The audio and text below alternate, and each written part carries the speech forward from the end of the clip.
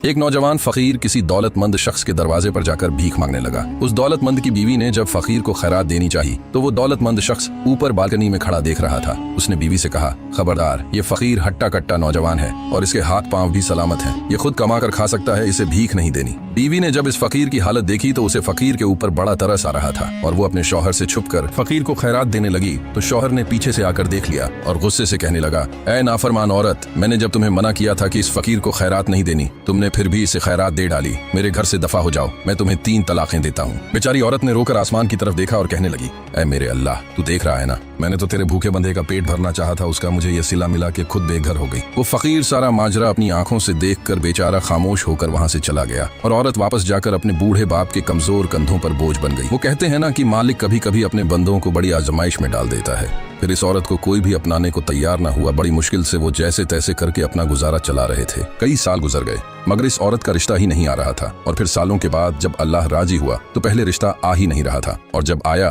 तो एक बहुत बड़े अमीर और कुंवारे नौजवान का रिश्ता आया। फिर जब वो औरत शादी करके इस अमीर नौजवान के घर गई तो वो नौजवान औरत से कहने लगा, क्या तुमने मुझे पहचाना है? कहने लगी, नहीं, मैंने आपको नहीं पहचाना। वो कहने लगा, मैं वही फकीर हूँ जिसे तुमने खैरात देने की वजह से अपना सब कुछ खो दिया था। वो औरत यकीन ही नहीं कर पा रही थी। नौजवान ने कहा, हाँ बिल्कुल ये सच है, मैं वही फकीर हूँ। जब तुम्हें मुझे खैरात देने के बदले में तुम्हारे शौहर ने तलाक देकर घर से निकाला था तो मैंने उसी वक्त जाकर अल्लाह के दरवाजे पर रो रो कर अल्लाह से मदद मांगी। कहा, मेरे मालिक मुझे इतना ज्यादा अता कर जितनी तेरी रहमत बड़ी है। मैं वादा करता हूँ कि जिस तेरी नेक बंदी का मेरी वजह से ये हाल हुआ है मैं उसके साथ निकाह भी करूंगा और उसे अपने घर में रानी बनाकर रखूंगा। फिर अल्लाह राजी हो गया, उसने मेरी ये दुआ कबूल कर ली, मुझे अमीर बना दिया और देख आज तेरे साथ निकाह भी हो गया। अब मैं कमाऊंगा और तुम खाओगी, सारे काम मैं खुद करूंगा, तुम तख्त पर बैठकर हुक्म चलाओगी। औरत उस दिन फिर रो पड़ी और आसमान की तरफ देखकर कहने लगी, मालिक तू बड़ा बेनियाज है, पहले आजमाता है और फिर ऐसा कर्म कर देता है कि कोई सोच भी नहीं सकता। फिर कुछ दिन बाद वो औरत और उसका वो नौजवान शौहर बैठकर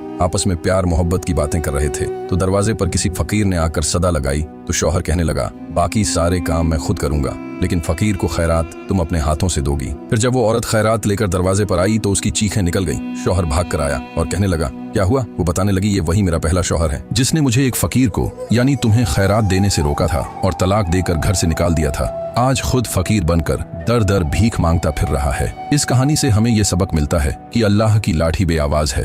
हमें उसके बंदों को इतना सताना नहीं चाहिए कि वो नाराज हो जाए।